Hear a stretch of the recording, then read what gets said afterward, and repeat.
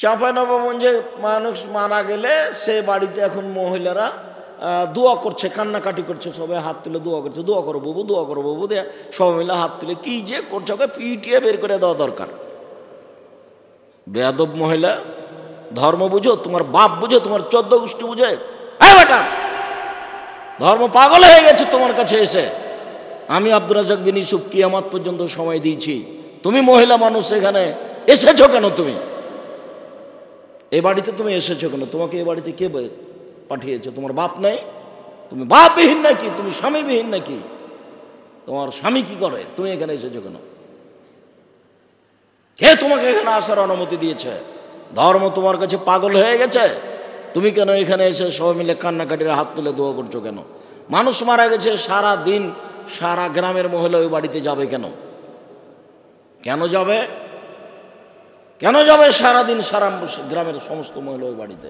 ও তো পুরুষ মানুষ মারা গেছে, এ কোনো ধর্ম ধরে ঢং ঢং করে ওখানে গেছে বেয়াদব মেয়ে, যে ওখানে কান্নাকাটি করছে। ওর বাপ নাই, ওকে বাধা দিতে পারে না। ওর স্বামী নাই, ওকে বাধা দিতে পারে না।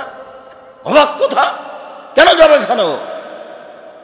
উমর রাদিয়াল্লাহু তাআলা আনহু মরার পূর্বে, যখন জান চলে যায় তার পূর্বে বলছেন, আব্দুল্লাহ, ও আমার আদরের ছেলে, যাও তুমি আয়েশার কাছে, আয়েশাকে গিয়ে বলো মুহাম্মদ সাল্লাল্লাহু আলাইহি সাল্লামের পাশে কবর আছে আবু বকর সিদ্দিকের, ওইখানে একটু ফাঁকা জায়গা আছে, ওখানে আমার জন্য কবরের জায়গাটা দিবে কিনা। আব্দুল্লাহ ইবনে উমর বলছেন, আমি আব্বার কথা শুনে বাড়িতে গেলাম, সালাম দিয়ে ভিতরে ঢুকে দেখি তিনি উমর মারা গেছেন, এই জন্য বসে বসে কাঁদছেন। আমি আয়েশাকে কান্না অবস্থায় পেয়েছি, আয়েশা উমরকে দেখতে আসেননি। অর্ধ পৃথিবীর খলিফা, কুশাগর, বুদ্ধিজীবী, রাজনীতিবিদ উমর, উমরের মতো পৃথিবীতে মানুষই জন্মানি। যে রাস্তা দিয়ে হাঁটতেন সে রাস্তায় শয়তান হাঁটতো না, হাদিস তো বুখারী মুসলিম। যার ইমানের কথা ভাবলে অন্য দেশ থেকে, পৃথিবীর অন্য প্রান্ত থেকে মানুষের অন্তর কাঁপতো, তার নাম উমর। এত বড় মানুষ পৃথিবী থেকে চলে যাচ্ছেন, লাশ উপরে আছে। আয়েশা রাদিয়াল্লাহু তাআলা আনহা তাকে দেখতে যাননি, বাড়িতে তিনি বসে বসে কাঁদছেন। বলছেন, জায়গাটা তো আমার জন্য নির্ধারণ করেছিলাম, আমার তো দেওয়ার ইচ্ছে ছিল না। উমর যখন বলেছেন আচ্ছা ঠিক আছে যাও, ওখানে উমরের কবর দেওয়ার অনুমতি দিলাম। অনুমতি নিয়ে আসার পরে আবার বলছেন, আব্দুল্লাহ শোনো, শোনো বেটা, লাশটা তুমি জানাজার পরে আবার আয়েশার বাড়ির পাশে রেখে দিও। আয়েশার বাড়ির পাশে রেখে দিয়ে বলিও যে উমরের কবরটা কি দেওয়া হবে এখানে? তখন বলিও না অর্ধ পৃথিবীর খলিফা আমিরুল মুমিনিন, এই কথা বলিও না, বলিও যে উমর। আর এখনো আপনার কাগজে সাবেক চেয়ারম্যান লেখা লাগে, সাবেক এমপি লেখা লাগে, মানে বিগত এমপি, এখনো আপনার এমপি নামটা লিখতে হবে কাগজে। উমর বলছেন, বেটা, বুখারীর হাদিস, আব্দুল্লাহ লাশটা রেখে দিও ওর বাড়ির পাশে, গিয়ে আবার আয়েশাকে বলিও যে আমার ওখানে কবরের অনুমতি হবে কি না, তবে বলিও না যে আমিরুল মুমিনিন, অর্ধ পৃথিবীর খলিফা, এ কথা বলিও না, বলিও যে উমর। কথা বুঝাতে পারি না মনে হয়? বলিও যে উমর, উমর মারা গেছে, তো কবরটা হবে কি না, যদি অনুমতি দেয় তাহলে কবর দিও, আর যদি অনুমতি না দেয় জনগণের যেখানে কবর আছে সেখানে দিও।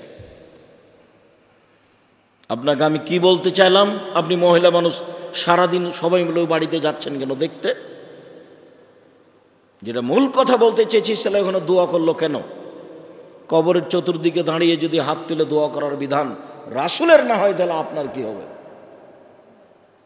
আপনাকে আমি এই কথা বলতে চাচ্ছি, এই রাজশাহী, চাঁপাইনবাবগঞ্জ, পল্লী অঞ্চলের হাজারো মিথ্যা ধর্ম আছে, যেটা মানুষ ধর্ম মনে করে করছে, যদি রাসূলের না হয় তাহলে কি হবে আপনার? মাওলানা সাহেব, আল্লাহ নবী বলছেন, শুনে রাখুন, আমার একটি কথা জানা থাকলে অন্যকে বলো, বনী ইসরাইলের কাহিনী বলো, কেউ যদি কোনো কথা আমার নামে বলে, সেই কথা যদি আমার না হয় তাহলে তার থাকার জায়গা জাহান্নাম, বনী ইসরাইলের কাহিনী কি, এই কথাটা বলে পরের আলোচনায় যাচ্ছে। বনী ইসরাইলের কাহিনী কি দেখুন তো, আমি একটা বনী ইসরাইলের কাহিনী আপনাদেরকে শোনাই। আবু হুরায়রা রাদিয়াল্লাহু তাআলা আনহু বলেন, রাসূল সাল্লাল্লাহু আলাইহি সাল্লাম বলেছেন, লাম ইয়াতাকাল্লাম ফিল মাহদি ইল্লা সালাসা।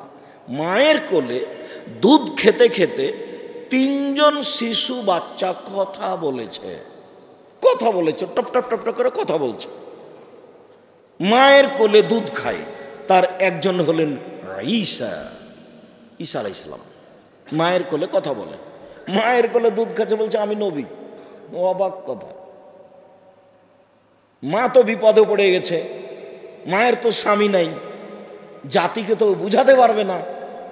জাতি তো দেখে বলছে ছি ছি ছি ছি ছি ছি রে, মারিয়াম, মারিয়ামের তো বাপ ভালো মানুষ ছিল, মারিয়ামের তো মা ভালো মানুষ ছিল, মারিয়াম একটা বদ মহিলা, অবৈধ সন্তান নিয়ে এসেছে গ্রামে, ছি ছি ছি ছি ছি, ওর কোলে অবৈধ সন্তান। আরে মারিয়ামের তো বিবাহ হয়নি। মারিয়াম নিজেও বলছেন, যখন জিবরাইল এসে বলছেন আপনার কাছে একটা সুসংবাদ নিয়ে এসেছি, আপনার একটা ছেলে সন্তান হবে, তখন মারিয়াম বলছে কিভাবে সন্তান হতে পারে, অলাম ইয়ামসাসনি বাশারুন ওয়ালাম আকু বাগিয়া, আমার বিবাহ হয়নি, আমি জেনাও করিনি।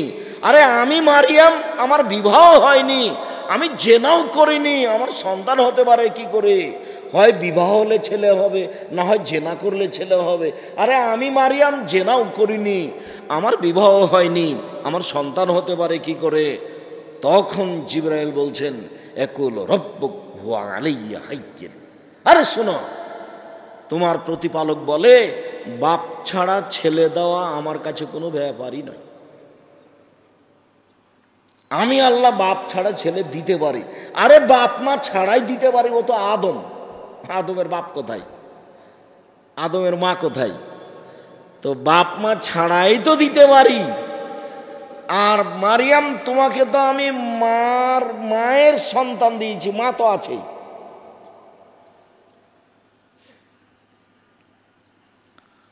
তো ঈসা আলাইহিস সালাম কোলে, মায়ের কোলে কথা বলছেন, আমি নবী, আমি ঈসা, আল্লাহ আমাকে নবী করে পাঠিয়েছেন। মায়ের কোলে দুধ খাচ্ছে, কথা বলছে। 2, কানাফি বানি ইসরাইল রাজুলুন ইউকাল লাহু জুরাইজ। আজ থেকে নিয়ে হাজার হাজার বছর পূর্বে একটা লোক ছিল, তার নাম ছিল জোরাইজ। ইউসাল্লিফি সাওমাতিহি, সে তার গির্জাঘরে ইবাদত করছিল। ফাআতহু উম্মুহু, ইতিমধ্যে তার মা আসলো। ফাদাতহু, মা এসে ডাকলো, জোরাইজ, আব্বু জোরাইজ। ফাকালা, জোরাইজ বলল ফিনাফসিহি উজিবুহা উসাল্লি, আমি আমার মায়ের ডাকে সাড়া দিব না সলাত আদায় করব? আমার মা যে আমাকে ডাকছে, তো আমি আমার মায়ের ডাকে সাড়া দিব না আমি সলাত আদায় করব? আম্মা কি বলছেন, আমি এভাবে বলবো কিছু, না আমি সলাত আদায় করতে থাকবো? বলতে বলতে একটু দেরি হয়ে গেছে, মায়ের মনটা খারাপ হয়ে গেছে। মা তখন বলে ফেললেন, আল্লাহুম্মা লা তুমিতা তুরে ওজুহাল মুমিসাত, আল্লাহ তুমি এই ছেলের মরণ দিও না যতদিন পর্যন্ত পতিতালয়ের মহিলার মুখ না দেখেছে। আল্লাহ তুমি আমার এই ছেলের মরণ দিও না, বদ মহিলার সাথে দুর্ঘটনা না হওয়া পর্যন্ত এই যেন না মরে। আল্লাহ আমার এই ছেলে যেন খারাপ মহিলার সাথে দুর্ঘটনা, খারাপ ঘটনা ছাড়া যেন না মরে। মা বলে চলে গেল। ফাতারাজাত লাহু ইমরা, যেতে না যেতে একজন মহিলা উপস্থিত। মহিলা এসে বলছে, আমি তোমার সাথে জেনা করার জন্য এসেছি। তখন জোরাইজ বলছেন, ফা বা ছি ছি ছি ছি, তুমি বলো কি? মুখটা ঘুরিয়ে না বলছেন, তুমি বলো কি? ছি ছি ছি ছি ছি, নাকচ করলেন জোরাইজ। ফাহাতাতির রায়, তখন সে মহিলা আসলো একটা রাখালের কাছে, গরু ছাগলের রাখালের কাছে আসলো। ফাম কানাথু, রাখালকে চেপে ধরে জোর করে জেনা করলো। ফাওয়ালাদাত গোলামান, এতে বাচ্চা পেটে আসলো। বাচ্চা প্রসব হলো। যখন বাচ্চা প্রসব হলো তখন মহিলা বলল, হাজামিন জোরাইজ, এ বাচ্চা হলো জোরাইজের। এই কথা শুনে যে জনগণ খেপে গেল। ফাতাহু, জনগণ তার কাছে আসলো।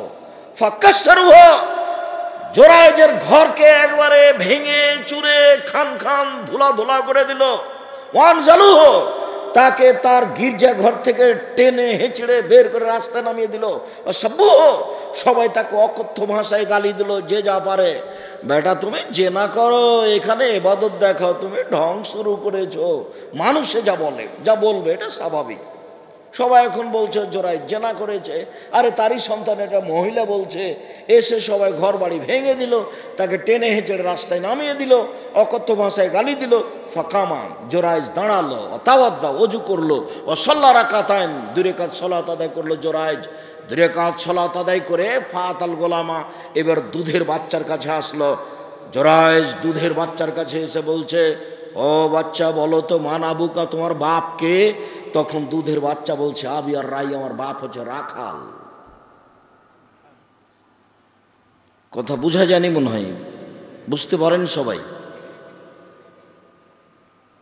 ছোট বাচ্চা তো অনেকেই,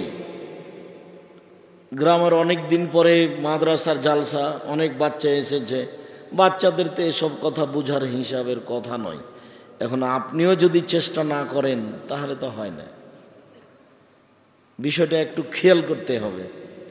এখন দুধের বাচ্চাকে বলছে, যে দুধের বাচ্চাকে বলছেন জোরাইজ, বলো তোমার বাপকে। তো দুধের বাচ্চা বলছে, আমার বাপ রাখাল, যে গরু চড়াইছে। এবার জনগণ বলছে, নাবনি সৌমাতাকে বিদ্যা হবে, আপনার গির্জা ঘরটা স্বর্ণ দিয়ে বানিয়ে দেবো আমরা। কালাল্লাহ, না না না না না, আমার গির্জাঘর স্বর্ণ দিয়ে বানাতে হবে না, ইল্লে বিত্তিন, মাটি দিয়ে বানিয়ে দিতে হবে, যাহাই ছিল তাহাই করিতে হইবে। হাদিস মুসলিম। এর নাম বানি ইসরায়েলের ঘটনা। হাজার হাজার বছর পূর্বে ঘটনা ঘটেছে, ঘটনা সত্য, হাদিস গ্রন্থে আছে। আল্লাহর নবী বললেন যে বানি ইসরায়েলের কাহিনী বলো, এর নাম বানি ইসরায়েলের কাহিনী। মাওলানা সাহেবদেরকে বললেন, যারা আপনারা বক্তব্য দিচ্ছেন তারা আপনারা কোরআন হাদিসের কথা বলবেন, আমার কথা, আর বানি ইসরায়েলের কাহিনী বলবেন। বানি ইসরায়েলের কাহিনী বলতে ইউসুফ জুলেখার মিথ্যা কাহিনী নয়।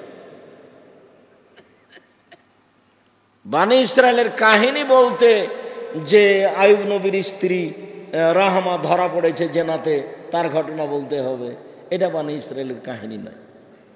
বানি ইসরায়েলের কাহিনী বলতে নূহ আলাইহিস সালাম নৌকা তৈরি করলেন, ওই নৌকাতে সবাই পায়খানা করে আসলো, তারপর পায়খানাতে নৌকা ভর্তি হয়ে গেল, তারপরে একটা বৃদ্ধ মানুষ, বৃদ্ধা মহিলা পায়খানা করতে গেছে, দিয়ে নৌকায় উল্টে পড়ে গেছে, তারপর যুবতী হয়ে গেছে। হুজুরের কত মিথ্যা কথা, হুজুরের কথা শুনে অবাক হচ্ছি।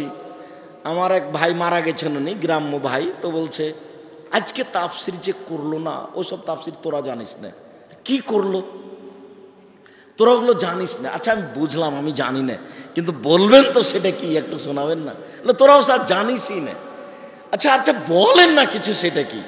তখন বলছে যে ঘুম থেকে উঠে আদম আলাইহিস সালাম দেখছেন পাশে একজন সুন্দরী মহিলা, খুব সুন্দরী মহিলা পাশে। তো আদম আলাইহিস সালাম হাত বাড়াতে গেছেন, যেহেতু আদম পুরুষ মানুষ, তার ভিতরে পুরুষত্বের ক্ষমতা আছে, পাশে মহিলা দেখে হাত বাড়াতে গেছেন। তখন ফেরেশতা বলছেন থামেন। তো আদম আলাইহিস সালাম বলছেন কেন? তখন ফেরেশতা বলছেন যে মোহর দিতে হবে, যে মোহর। তখন আদম আলাইহিস সালাম বলছে মোহর কি গো, কি মোহর দিতে হবে? তো বলছে যে মুহাম্মদ সাল্লাল্লাহু আলাইহি সাল্লাম পরে দুরুদ পড়ে দিতে হবে, দুরুদে ইব্রাহিম পড়ে দিতে হবে। তো 1000 বার দুরুদে ইব্রাহিম পড়লে বউ হালাল করলেন। আরে যে আদমকে আল্লাহ বলছেন আমি সব কিছু শিখিয়ে দিয়েছি, আল্লাহ বলছেন যে আমি সব কিছু শিখিয়ে দিয়েছি, সে আদম বউখানকে কিভাবে হালাল করতে হবে সেটাই জানেন না, তা আল্লাহ কি শিখালেন তাকে? নাউজুবিল্লাহ। এই তো হুজুরের বক্তব্য। হুজুরের অবস্থা আমিও দেখছি যে খুব বিপদে, কি যে হবে আল্লাহ ভালো জানে। আর এসে গ্রামের মহিলারা যে বক্তব্য দিয়ে বেড়াচ্ছে, এদের যে কি হবে, জাহান্নামে চলেই গেছে। ধর্মকে পাগল পেয়েছে। ধর্ম এরকম নয়, ভুল হিসাব। সম্মানিত দিনী ভাই বোন,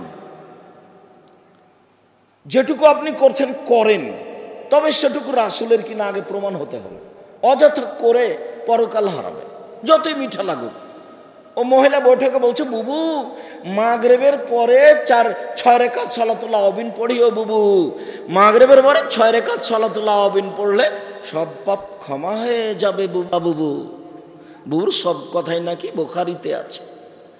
মাগরিবের পরে 6 রাকাত সালাতুল আওয়াবিন পড়লেও জাহান্নামে চলে গেছে, ওকে তোবা করে ফিরে আসতে হবে মরার পূর্বে। মাগরিবের পর আওয়াবিন নামাজ নেই।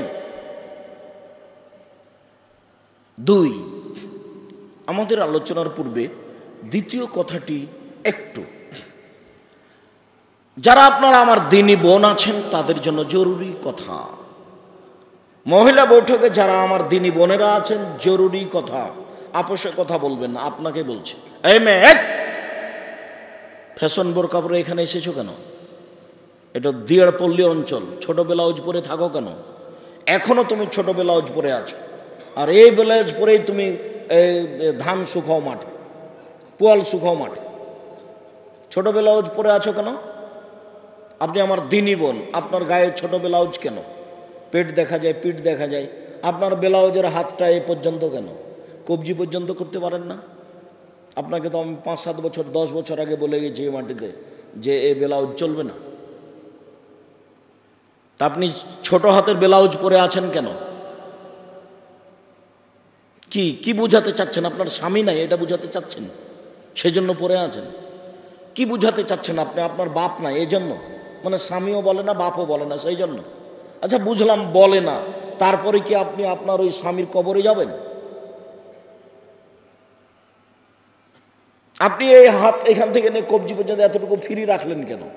এটুকু কি দেখে কি করতে চাচ্ছেন?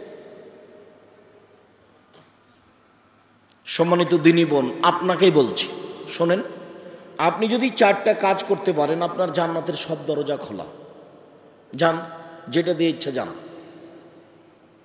দেখেন, 1 সল্লত খামসাহা, 5 ওয়াক্ত সালাত আদায় করলো। আপনি যদি 5 ওয়াক্ত নামাজ পড়েন, 1। 2 সমাদ শাহরাহা, রমজান মাসের সিয়াম পালন করলো। আপনি যদি রমজান মাসের রোজা থাকেন। 3 আতাত বালাহা, স্বামীকে মেনে চলেন, স্বামীকে মেনে চললো। 4 আহসানাত ফারজাহা, জেনায় লিপ্ত হলো না, অশ্লীল কাজ করলো না। এই 4টা কাজ যদি আপনি করতে পারেন তাহলে জান্নাতের সব দরজা খোলা। এই কথা মুহাম্মদ সাল্লাল্লাহু আলাইহি ওয়াসাল্লাম বলেন, আমি বলিনি, আমি অনুবাদক। তিনি বলেছেন মহিলারা যদি 4টা কাজ করতে পারে জান্নাতের সব দরজা খোলা। যান, যেটা দিয়ে যাবেন যান। এত বড় সুযোগ আল্লাহর নবী কোনো পুরুষকে দেননি। কোনো পুরুষ এত সহজে জান্নাতে যেতে পারবে না। শুনে রাখেন, 4টে জিনিস: 1 5 ওয়াক্ত সালাত নামাজ, 2 রমজান মাসে রোজা, 3 স্বামীকে মেনে চলা। দেখেন, তিতে লাগলেও মিঠা লাগলেও স্বামীকে মেনেই চলতে হবে। আপনার স্বামীর মুখের ভাষা খারাপ, গালি দেয়, এ কথা আমি বুঝলাম, সময়ে সময় আপনাকে মারে, এমনিতেই তরকারি একটু লবণ বেশি হয়ে গেছে, লাফ দিয়ে মারতে যাচ্ছে ভাতের থালি রেখে। এখন আপনার স্বামীর স্বভাব খারাপ, কি করবেন? ধৈর্য ধারণ করে মেনে নেন। আমি আপনার দিনী ভাই হিসাবে আপনাকে মেনে নেওয়ার জন্য অনুরোধ জানাচ্ছি। আপনি প্রতিবাদ করবেন না, মুখ খুলবেন না, সংসার ভালো হবে। মারুক, গালি দেখ, নিন্দা করুক, যাই করুক, আপনি মেনে নেন। শেষ পর্যন্ত যদি নাই মানেন তো তার সাথে কথা বলা বন্ধ করে 2 দিন 3 দিন 5 দিন 7 দিন থাকবেন, এই সংসার চলবে না, দরকার নেই। তাহলে আপনি খোলা তালাক করে নেন যে আপনার সাথে আমি সংসার করব না, গেলাম। চেয়ারম্যান মেম্বারকে গিয়ে বলেন যে আমার স্বামীর সাথে সংসার করব না, বিচ্ছিন্ন করার ব্যবস্থা করে দেন, আমি গেলাম, কোনো সমস্যা নেই। আপনার স্বামী কোটি টাকা যদি ইনকাম করে, সবচেয়ে যদি ভদ্র হয়, আর আপনার কাছে যদি ভালো না লাগে, আপনি কালকে চলে যেতে পারেন। কিন্তু এই সংসারে থাকবেন, আর 1 গ্লাস পানি চাইলো, তখন 1 গ্লাস পানি নিয়ে সামনে থ্যাকস করে রেখে দিয়ে এইদিকে মুখ করে চলে যাবেন। এসব ঢং বাদ দিতে হবে। কথা বলতে হবে, হাসি মুখে কথা বলতে হবে। তিতা লাগলেও বলতে হবে, মিঠা লাগলেও বলতে হবে, খারাপ লাগলেও বলতে হবে। আপনাকে না স্বামী গালি দিচ্ছে এটা বুঝে নিলাম, তার মুখ খারাপ এটা বুঝে নিলাম, এখন বলেন যে এটা আমার তাকদির, এটা আমার ভাগ্য, আমাকে এই সংসারে থাকতে হবে। আপনাকে কথা বলে তাকে ভালোবেসে তার সাথে সংসার করতে হবে হাসি মুখে। যদি না হয় তাহলে সংসার বাদ দেন। তিতা লাগলেও মিঠা লাগলেও স্বামীর সাথে থাকতে হবে, হাসি মুখে থাকতে হবে, কথা বলে থাকতে হবে, জান্নাত হবেই। 4, জেনায় লিপ্ত হয়ে থাকলে, যদি জেনা ঘটে গেছে তাহলে তোবা করেন, আপনি ভালোর মধ্যে চলে যাবেন। তোবা করলে যে পাপটা হয়ে গেছে ওই পাপটা আল্লাহ নেকি দিয়ে পূর্ণ করে দিবেন। তো আল্লাহ বলছেন আপনি তোবা করেন। আর এই বৈঠকে যত পুরুষ নারী আছি সবাকে একটা কথা বলছি, শোনেন। আজ থেকে যদি মোবাইলে প্রেমের গল্প বন্ধ করতে পারেন, জেনা বন্ধ করতে পারেন, তাহলে আল্লাহ আপনাকে জান্নাতুল মাওয়া দিবেন। এটা আল্লাহর ওয়াদা। আল্লাহ তাআলা বলেন, ওয়ানাহা নাফসা আনিল হাওয়া ফাইনাল জান্নাতু হিয়াল মাওয়া। পৃথিবীর মানুষ শুনে রাখো, তোমরা যদি অশ্লীল কাজ, জেনার মতো কাজকে বন্ধ করতে পারো, আমি আল্লাহ তোমাদেরকে জান্নাতুল মাওয়া দিয়ে দিলাম। এটা আমার ওয়াদা, এটা আমার অঙ্গীকার। পৃথিবীর মানুষ, তোমরা যদি অশ্লীল কাজ বন্ধ করতে পারো, আমি তোমাদেরকে জান্নাতুল মাওয়া দিয়ে দিলাম। এটা আমার ওয়াদা, এটা আমার অঙ্গীকার। আপনি জেনা বন্ধ করেন, আপনার জন্য জান্নাতের সব দরজা খোলা। সম্মানিত দিনী বোন, আপনার সাথে জড়িত কথার সাথে আর একটা কথা, ভালো মহিলা হওয়া যায় 3টে পদ্ধতিতে। 1, স্বামীর সাথে কথা বললে হাসি মুখে বলতে হবে। 2, স্বামী আদেশ করলে পালন করতে হবে। 1 গ্লাস পানি চেয়েছে, তখন আপনি বলছেন ওখানে তো গিলাস আছে, একটু ঢেলে নাও। এইভাবে বলা হবে না। স্বামী আদেশ করলে পালন করতে হবে। 3, স্বামী যখন বাড়িতে থাকবে না তখন নিজেকে গুটিয়ে রাখতে হবে। ভাবির বাসায় যাওয়া হবে না, জায়ের বাসায় যাওয়া হবে না, পাশের বাড়িতে যাওয়া হবে না। এখন একটু স্বামী নাই, একটু ঘুরে আসে, এরকম ঢং করা হবে না। এ ভালো মহিলা নয়। এই 3টে গুণ যদি আপনার ভিতরে থাকে তাহলে আপনি ভালো মহিলা। 1, স্বামীর সাথে কথা বললে হাসি মুখে বলে। 2, স্বামী আদেশ করলে পালন করে। 3, স্বামী যখন বাড়িতে থাকে না তখন হেফাজতে রাখে নিজেকে, কোনো বাড়ি যায় না, কারোর সাথে গল্প করে না, নিজেকে গুটিয়ে রাখে। এই 3টা গুণ যে মহিলার আছে সে হলো ভালো। এরই সাথে আপনাকে একটা কথা বলে যাই, নাহলে আমার দিনী বোনেরা বলবেন যে আমাদেরকেই তো বললেন, আমার স্বামীকে তো কিছু বললেন না। তো আপনার স্বামীকে বলি, এবার আপনাকে বলি, আপনি একটু খেয়াল করে থাকেন, স্বভাব ত্যাগ করেন। বউকে মারতে যান কেন? বউ গালি দেন কেন? এসব নোংরা স্বভাব কেন? রাসূল সাল্লাল্লাহু আলাইহি সাল্লাম বলছেন স্বামীর জন্য 5টা জিনিস জরুরি। স্বামী মানে এই 5টা জিনিস করাই লাগবে, তার নাম স্বামী। 1, আতে মাহমাতায়েমতা, তুমি যে মানের খাও বউকে সে মানের খাওয়াবা। 2, ফাকসুহামাক্তা সাইতা, তুমি যে মানের কাপড় পরো বউকে সে মানের কাপড় পরাবা। 3, অলা তুকাব্বে, বউকে কটু কথা বলতে পাবা না। চাঁপাইনবাবগঞ্জের রাজশাহীর সব নোংরা দিয়াড়ের ভাষা, আমি ওই ভাষা তো আর এটা দিনই বৈঠক আমি তো এটা মুখে আনতে পারি না। আপনার মুখে যেটা সব সময় আসে, তোবা করেন। দিনের বউকে এভাবে গালি দাও কেন? বেয়াদবি করার জায়গা পাও না? ও তো একটা ভালো ঘরের মেয়ে, তুমি তাকে এই অশ্লীল ভাষায় গালি দাও কি করে? অমুকের বাচ্চা অমুক বলে গালি দাও কি করে? জীবন আর কোনোদিন মুখ খুলবে না। নিজেকে মুসলমান মনে করলে স্বভাব খান ভালো করো, পরের বেটিকে এভাবে গালি দাও কেন? শোনো, পরের বেটিকে এভাবে গালি দিলে তোমার বেটিকে আর একজন দাঁত তুলে নেবে, তো এটা মনে রেখো। সেদিন তোমাকে খারাপ লাগবে, মুখ খান বন্ধ করো। জীবনে কোনোদিন অমুকের বাচ্চা অমুক বলে গালি দেবা না, অমুকের বেটি অমুক বলে গালি দেবা না। কটু কথা বলাই নিষেধ। তোর স্বভাব খারাপ, তোর ঠোঁট মোটা, তুই দেখতে কালো, এইসব ভাষা বলা যাবে না। আল্লাহ রাসূল জোরায় নাকচ করেছেন। আজকে বক্তব্য শুনতে এসেছেন, আমার বক্তব্যের সাথে মুনাফিকি করিয়েন না। আপনাকে আমি অনেক ভালোবাসি, আমার বক্তব্যের সাথে মুনাফিকি করে কোনো লাভ নাই। আপনি মুখ খারাপ উচ্চারণ করেন না, বউয়ের কাছ থেকে কথা বলে শান্তি পাবেন। আল্লাহ বলছেন অমিন আয়াতিহান খালাকালাকুম মিন আজওয়াজান লিতাসকুনু ইলাইহা অমিন আয়াতিহান খালাকালাকুম মিন আনফুসিকুম আজওয়াজান লিতাসকুনু ইলাইহা। পৃথিবীর মানুষ, তোমাদের পক্ষ থেকে, তোমাদের পাশ থেকে আমি তোমাদের স্ত্রীদেরকে সৃষ্টি করেছি যাতে করে শান্তি পাও, তৃপ্তি পাও। মখমল দিয়ে বিছানা থাকলে শান্তি হবে না বউ ছাড়া। উন্নত মানের খানা তৈরি খেলেও উন্নত মানের তৈরি খাদ্য খেলেও শান্তি তৃপ্তি হবে না বউ ছাড়া। আল্লাহ বলছেন সব শান্তি তৃপ্তি বউয়ের কাছে রেখে দিয়েছি, সব শান্তি তৃপ্তি স্ত্রীর কাছে রেখে দিয়েছি। তাহলে গালি দিলে শান্তি তৃপ্তি হয় কি করে, মারলে শান্তি তৃপ্তি হয় কি করে? এই তো সংসার চলছে জোর করে, চলে না তবুও চালাচ্ছেন।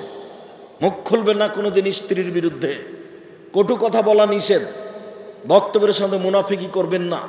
যা হয়েছে হয়েছে, বাকি জীবন কোনোদিন বউকে গালি দিবেন না, মারতে যাবেন না।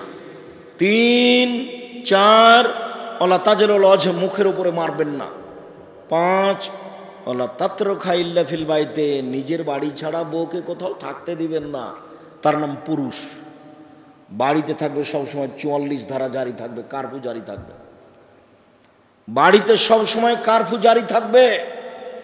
আপনার স্ত্রী আপনার ছেলে মেয়ে বাইরে যেতে পাবে না, জরুরি প্রয়োজন ছাড়া আপনার স্ত্রী বাড়ি ত্যাগ করতে পারে না, খালার বাড়ি, ফুফুর বাড়ি, মায়ের বাড়ি যেতে পাবে না,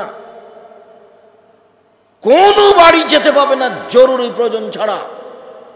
জরুরি প্রয়োজন ছাড়া বাড়ির বাইরে যেতে পাবে না, এটা রাসূলের জোরালো আদেশ, তার নাম পুরুষ।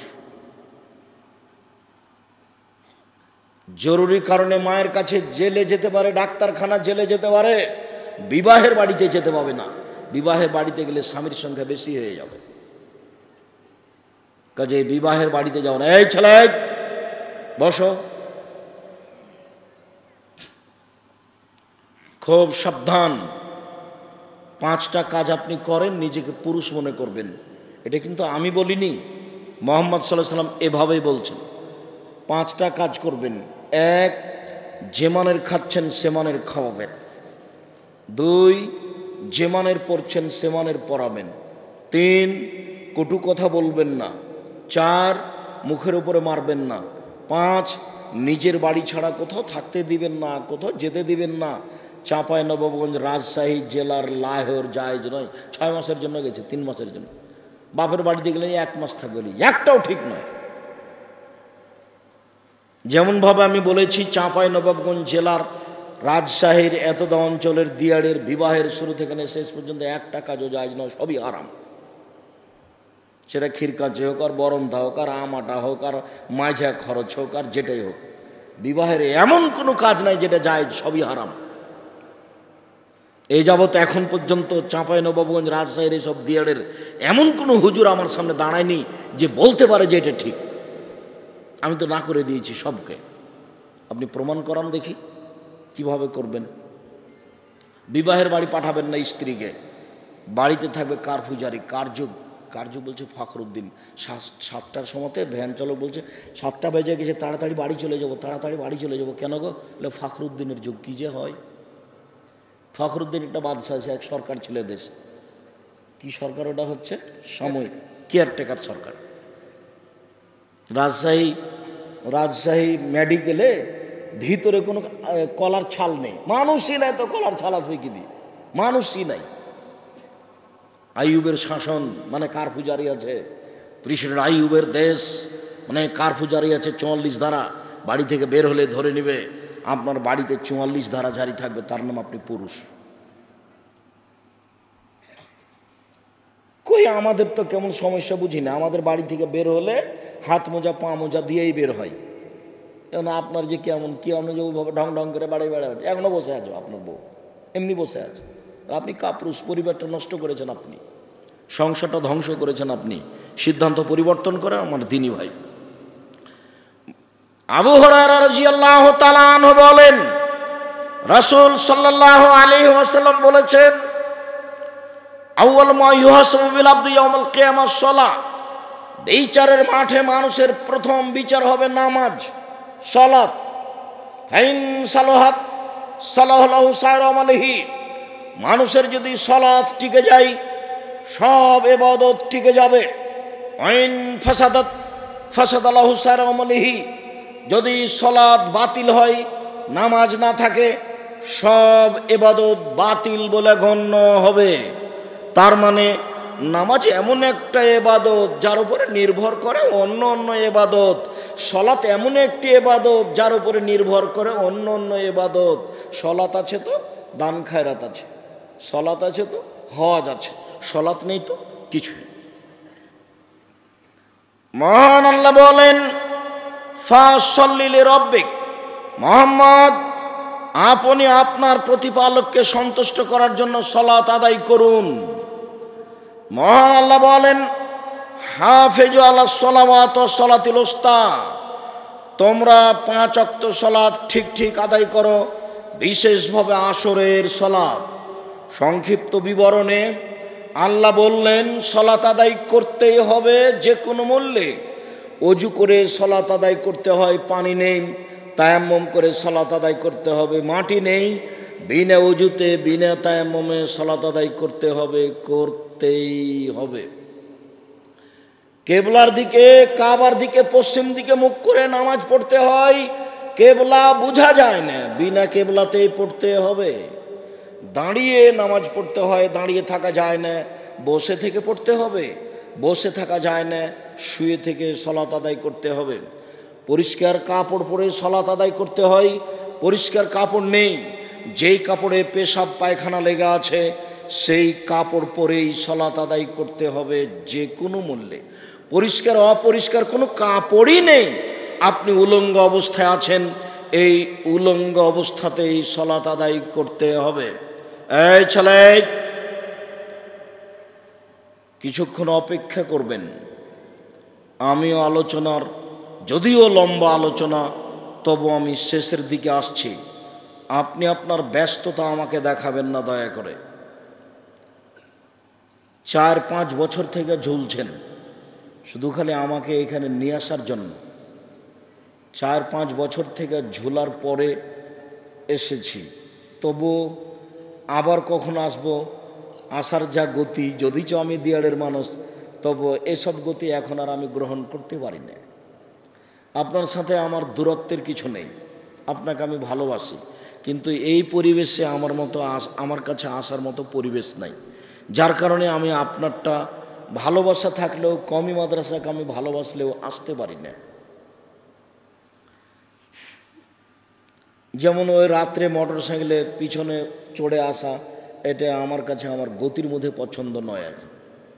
তো এক সময় তো এটা হেঁটে আসা আমার কাছে ছিল সহজ, যার কারণে অল্প সময় বসে থাকাটাকে আপনি মনে করবেন যে জীবনের একটা বিশাল পাওয়া। পেশাব পায়খানা লাগলে একটু দেরি করেন। আর আমি তো আর ইসব জুলেখার কাহিনী বলতে আসিনি যে আপনি বাদাম কিনবেন আর খাবেন আর ইসব জুলেখার কাহিনী শুনবেন। যা বক্তব্য বলেছি এটা আপনার জন্যই বলেছি, মরা পর্যন্ত মনে রাখবেন। যে কোনো মূল্যে নামাজ পড়তে হবে, কোনো পথ নেই, কাপড়ই নেই, উলঙ্গ হয়ে আছে, তবুও পড়তে হবে। 2, যারা সালাত আদায় করে না তারা কেমন? রাসূল সাল্লাল্লাহু আলাইহি সাল্লাম বললেন, মান তারাকা সালাত মুতাআম্মিদান ফাকাদ কাফারা, কে যদি ইচ্ছাকৃত নামাজ না পড়ে তাহলে সে কাফের। রাসূল সাল্লাল্লাহু আলাইহি সাল্লাম বলেন, বাইনাল আবদি ওয়া বাইনাল কুফরি তারকুস সালাহ, মুসলমান এবং কাফের মধ্যে পার্থক্য হচ্ছে নামাজ ছেড়ে দেওয়া, নামাজ পড়ে না, ও কাফের। আসহাবু মুহাম্মাদিন সাল্লাল্লাহু আলাইহি সাল্লাম লা ইয়ারাউনা তারকু কুফরুন গায়রা সালাহ, মুহাম্মদ সাল্লাল্লাহু আলাইহি সাল্লামের সঙ্গী সাথীরা এই 5 ওয়াক্ত নামাজ না পড়লে কাফের মনে করতেন, অন্য কিছু ছেড়ে দিলে কাফের মনে করতেন না। রোজা ছেড়ে দিয়েছে তো মনে করতেন না যে এটা কাফের হয়ে গেছে। যাকাত দেয়নি তো মনে করতেন যে এ পাপ করেছে, তবে কাফের হয়ে গেছে এটা বলতেন না। রাসূলের সাহাবেগণ মনে করতেন কে যদি নামাজ ছেড়ে দিয়েছে তো কাফের হয়ে গেছে, তাহলে সালাত ছেড়ে দিলে কাফের হয়ে যায়, এই কথা মুহাম্মদ সাল্লাল্লাহু আলাইহি সাল্লাম বলেন। এবার সালাত আদায় করে কিন্তু রাসূলের পদ্ধতিতে করে না। এই বাক্যটার সাথে আর একটু বাক্য বলে নি, সালাত আদায় না করলে মানুষ কাফের হয়ে যায়। বুখারী মুসলিমের এক হাদিসে এসেছে, রাসূল সাল্লাল্লাহু আলাইহি সাল্লাম বলছেন, উমিরতু নুকাতিলানা সাথে ইয়াকুলু লা ইলাহা ইল্লাল্লাহ ওয়া ইকিমুস সালাহ, আমি মানুষের সাথে যুদ্ধ চালিয়ে যাব যতক্ষণ পর্যন্ত লা ইলাহা ইল্লাল্লাহ না বলছে এবং সালাত আদায় না করছে। সালাত আদায় না করলে আমি তাকে পিটিয়ে সালাত আদায় করাবো। বুখারী মুসলিমের হাদিস এইভাবে বুঝায়। তো এই হাদিসের ভিত্তিতে ইমাম আহমদ বিন হাম্বল বলেছেন, কেউ যদি নামাজ না পড়ে তাহলে তাকে কুরবানি করতে হবে, জবাই করে দিতে হবে, হত্যা করতে হবে। ইমাম আবু হানিফা রাহিমাহুল্লাহ বলছেন কেউ যদি নামাজ না পড়ে তাহলে তাকে জেলখানায় বন্দি করে পিটিয়ে পড়াতে হবে। আরবি বিদ্বানেরা এখন বলছেন যে স্বামী যদি নামাজ পড়ে স্ত্রী যদি না পড়ে তো বিবাহটা নেই, বিবাহ কেটে গেছে, ওদের সংসার এখন এমনিতে আছে। যে না, একজন তো নামাজ পড়ে একজন তো পড়ে না, বিবাহটা নেই, বাতিল হয়ে গেছে। চেয়ারম্যানও লাগে না, মেম্বারও লাগে না, খাতা কলমও লাগে না, বিবাহ এমনিতেই নেই। শুধু তাই বলছেন না, আরো বলছেন যে কোনো বেনামাজি মারা গেলে ওর কবর মুসলমানের কবরস্থানে হবে না, ওকে ফেলে দিতে হবে শ্মশান ঘাটে। হিন্দু মারা গেলে যেখানে ফেলে দেয় সেখানে দিতে হবে। এই কথাই কলমে লিখেছেন আরবি বিদ্বানেরা। তাহলে আপনি এখন বুঝেন আপনার নামাজের অবস্থা। এই চালাই, তুমি এসেছো এখানে নামাজ পড়ো,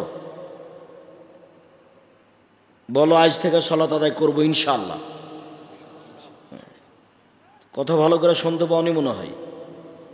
বাইরে গিয়ে চা খাচ্ছ নাকি? বাইরে ওখানে চায়ের ওখানে আড্ডা পিটছ? ওই সাহস কি করে আসলো? আজকের পর থেকে নামাজ ছাড়বেন না। মানুষের জীবনে যেটা সবচেয়ে জরুরি কাজ, মানুষের জীবনে এর চেয়ে কোনো জরুরি কাজ পৃথিবীতে নেই, সেটা হলো নামাজ। মানুষের জীবনে দ্বিতীয় জরুরি কাজ হলো হালাল রুজি। ভুলেও কোনো দিন, এখন তো আর জমি জায়গার ক্লিয়ার হয়ে গেছে, ধান গাঁটছেন কাটছেন। এক সময় তো ধান মাপার সময়, কাটার সময় তো জমি মাপতে হতো, ধান বোনার সময় তো জমি মাপতে হতো। তা আমার মাঝে মধ্যে খুব ধোঁকা হয় যে আপনি যখন কাটার সময়তে ফাঁড়ি দিচ্ছিলেন তো মাঝামাঝিতে একটা ধানের থোপ পড়েছিল, তো ওটা আপনি কোন দিকে করেছিলেন? ফাঁড়িতে আপনি দিচ্ছিলেন, ধান কাটবো তো ফাঁড়ি দিয়ে দুদিকে একটু চাপা নাও, তো মাঝামাঝিতে একটা থোপ পড়েছে, ওটা কি করেছেন? ওটা নিজের দিকে করেছেন। এখন কি হবে? ওটা তো মানুষের হক নষ্ট, খুব জটিল জিনিস। শহীদ হয়ে গেলে সব পাপ ক্ষমা হয়ে যায়, কিন্তু ঋণ মানুষের সাথে যেটা জড়িত পাপ সেটা ক্ষমা হয় না। খুব কঠিন জিনিস।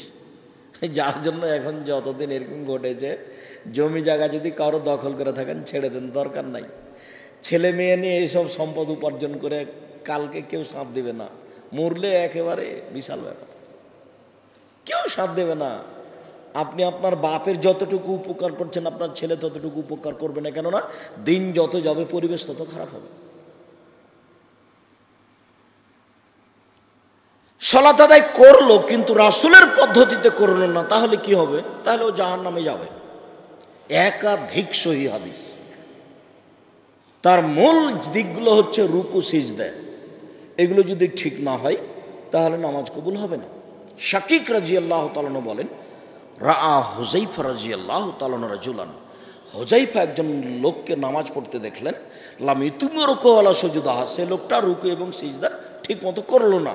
তখন হুযায়ফা রাদিয়াল্লাহু তাআলা বললেন, ইন্নাকা লাম তুসাল্লি, তুমি সালাত আদায় করনি। তারপরে বললেন, ও যদি এখন মারা যায় তাহলে মুসলমান অবস্থায় মারা যাবে না, নবীর পদ্ধতিতে তার মরণ হবে না, নামাজ পড়েছে তবু এই অবস্থা। তার রাসূলের পদ্ধতিতে পড়তে হবে, জরুরি, রাসূল যেভাবে পড়েছেন। এবার আমার দিকে লক্ষ্য করেন, আমি কয়েক মিনিট সালাত আদায় দেখাই। এক, সালাত আদায় করতেই হবে। দুই, করে না যারা তারা কাফের। তিন, করে কিন্তু রাসূলের পদ্ধতিতে করে না, তখনও জাহান্নামে যাবে। চার, কিভাবে সালাত আদায় করতে হবে। আল্লাহু আকবার, ডান হাতের কবজি বাম হাতের কবজির উপরে রাখবেন। আল্লাহু আকবার বলার পূর্বে সুন্দর করে ওযু করে নিন।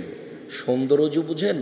মানে 3 বার করে হাত পা ধুইবেন, ধোয়ার জায়গাগুলি 3 বার পানি দেওয়া নয়, কবজি পর্যন্ত ধুইতে 3 বার পানি দিতে হবে, এই কথা আল্লাহর নবী বলেননি। কবজি পর্যন্ত ধুইতে গিয়ে যদি 10 বার পানি দিতে হয় দেন। সম্পূর্ণ যখন ভিজে গেছে তখন পানি দিয়ে ভিজাবেন, তার নাম দ্বিতীয়বার ধোয়া। আবার তাতে পানি দিয়ে ধুইবেন, তার নাম তৃতীয়বার ধোয়া। সুন্দর যদি ওযু করতে পারেন তাহলে আপনার সব পাপ ক্ষমা হয়ে যাবে। সুন্দর করে যদি আপনি অজু করতে পারেন তাহলে আপনি হয়ে যাবেন সেই দিনের মতো যেদিন তার আপনার মা আপনাকে জন্ম দিয়েছে, নিষ্পাপ হয়ে যাবে। সুন্দর করে যদি মানুষ অজু করতে পারে তা আল্লাহ রাসূল বলছেন ওয়াকানা মিন খাতিতি কায়ামিন ওয়ালাদাত উম্মুহু, লোকটা হয়ে যাবে সেই দিনের মতো যেদিন তার মা তাকে জন্ম দিয়েছে। আর একটু পূর্ণ হাদিসটা 2-3টা বাক্য বলি। আল্লাহ নবী বলছেন যে স্বপ্নে আমি আল্লাহকে দেখলাম যে আল্লাহ আমার কাঁধের ঘাড়ের পিছন দিকে হাত দিলেন। হাত দেওয়ার সাথে সাথে আমি বুকে ঠান্ডা অনুভব করলাম। আল্লাহ আমাকে বলছেন হাল তাদরি ফিমা ইখতাসামুল মালাউলা আলা, মোহাম্মদ আপনি বলতে পারেন উপরে কি নিয়ে হইচই হচ্ছে? না, জি হ্যাঁ আমি বলতে পারি। তো উপরে হইচই হচ্ছে ফিল কাফারাত, মানুষের পাপ মিটে যাবে কিসে এই নিয়ে হইচই হচ্ছে। তো কি সেটা?